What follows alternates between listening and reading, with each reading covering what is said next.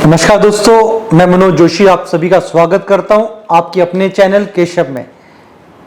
जैसे कि हम आपको आयुर्वेद, भारतीय चिकित्सा यानी कि प्रकृति चिकित्सा के बारे में बता रहे हैं, तो स्वामी राजीवानंद जी से आगे जानते हैं जो शिव है वो क्या है।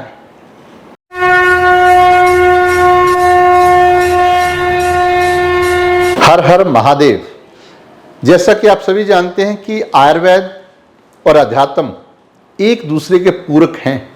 जब तक हम वात पित्त कफ को नहीं समझेंगे और मूल रूप में हम विष्णु ब्रह्मा और शिव को नहीं समझेंगे, तब तक समूल दुखों का विनाश नहीं किया जा सकता। हम बात कर रहे थे शिव भगवान की। आयुर्वेद के अनुसार हमारे शरीर में जो शिव भगवान की ताकत है वो पित्त के रूप में विद्यमान है।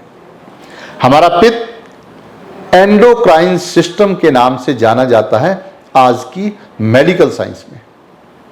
मेडिकल साइंस के अनुसार जो हमारी जितनी भी ग्लैंड्स हैं, हाइपोथैलेमस ग्लैंड है, पेट्यूटरी ग्लैंड है, थायराइड ग्लैंड है और पैराथायराइड ग्लैंड है, पीनल ग्लैंड है।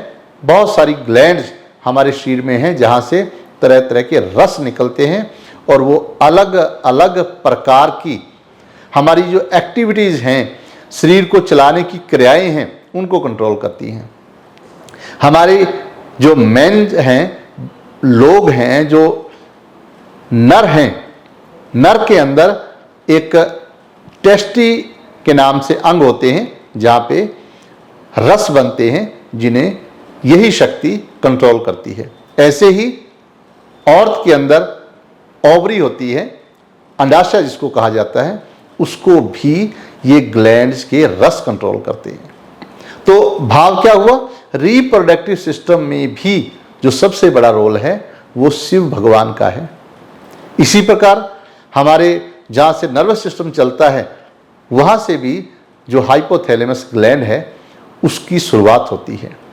तो तरह तरह के जो रस बनते हैं वो सारे के सारे फायर से बनते हैं, अग्नि से बनते हैं। बदलाव अग्नि से होता है।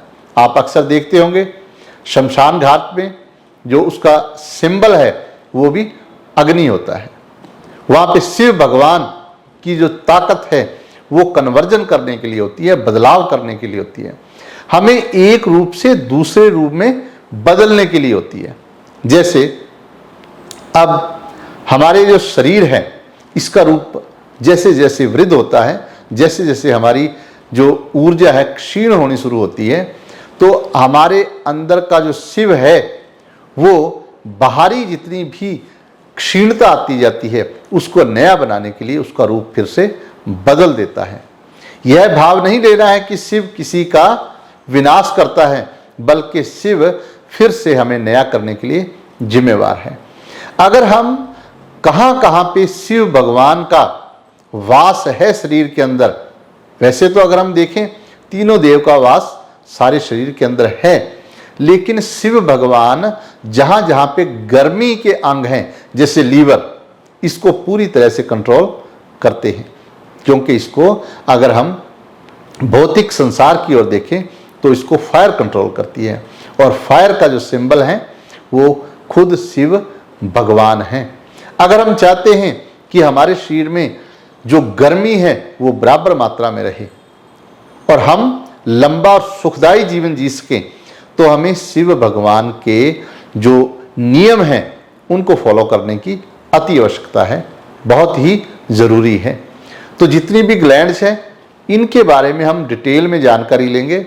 सबसे पहले हम ये देखते हैं कि शिव भगवान की, देखिए आप, शुरुआत जो है वो सबसे ऊपर जो ग्लैंड्स है वहाँ से शुरू होती है।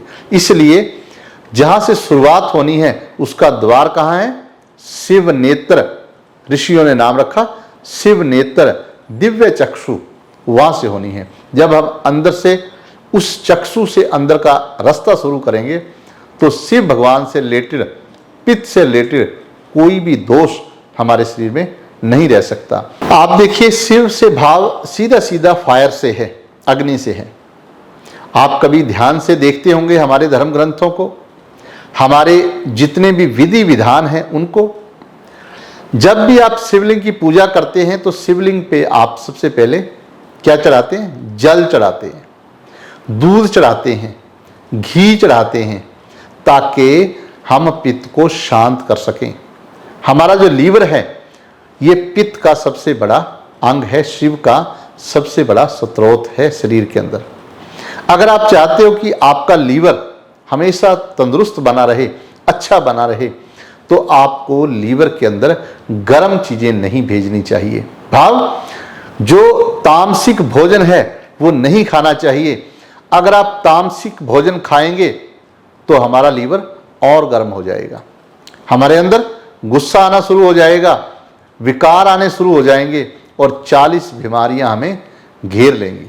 इसलिए कभी भी आप देखिए, अगर आप शिव भगवान की शिक्षा पे चलना चाहते हैं तो आपको ठंडे फल खाने चाहिए, आपको दूध दही का सेवन करना चाहिए, खासकर मई और जून के मंथ में। दोपहर के टाइम में 10 बजे से लेके 2 बजे तक जो भी आप खान पान करें उसकी तासीर ठंडी होनी चाहिए। लेकिन हम क्या करते हैं, हमें ये पता नहीं है कि हमारे शरीर में पित्त ज़्यादा है, शिव शक्ति को हमने बढ़ा लिया है। अगर हमने इसको बढ़ा लिया है तो हमें कुछ दिव्य औषधियों का भी इस्तेमाल करना चाहिए, जैसे बेल पत्र, इसका इस्तेमाल करना चाहिए, जैसे भूमि आंवला, पुनर्नवा, ऐसी ऐसी दिव्य औषधियां हैं, पीपल, ये सब ठंडी तासीर की हैं। जब हम इनका सेवन करेंगे तो हमारे अंदर पित्त जो है वो बराबर मात्रा में रहेगा, सही मात्रा में रहेगा, और हम अपने ध्यान को ना केवल पेट तक सीमित रखकर ऊपर लेके जाएंगे, जहाँ पे शिव डमरू बजा रहे हैं, शिव शंख नाद कर रहे हैं। जैसे ही हम उस शिव के डमरू को सुनेंगे तो हमारी सारी व्याधियां, सारे दुख समाप्त होते चले जाएंगे। इसके गहन अध्ययन के लिए, गहन जानकारी के लिए आप ये चैनल देखते रहिए, और हम एक एक करके जितनी भी पित्त की व्याधियां हैं, किस प्रकार शिव को शांत करके, शिव की आराधना करके, शिव का मनन करके, उनकी पूरी जानकारी लेके इन व्याधियों से बच सकते हैं, और आयुर्वेद किस प्रकार इसको फॉलो करता है यह जानकारी आपको देते रहेंगे। हर हर महादेव। स्वामी राजेशानंद जी का बहुत बहुत धन्यवाद। तो दोस्तों, मैं आपसे निवेदन करना चाहता हूं, अगर हम अपनी भारतीय संस्कृति का प्रचार करेंगे तभी हमारा भी प्रचार होगा, जब हम विदेशों में जाएंगे तभी हमारा भी सम्मान होगा। अपनी संस्कृति को पहचानो और अपनी संस्कृति का प्रचार करो। इसीलिए आपसे निवेदन करना चाहता हूं, इस वीडियो को आप अधिक से अधिक शेयर करें और इस चैनल को सब्सक्राइब करें। जय सनातन धर्म, हर हर महादेव।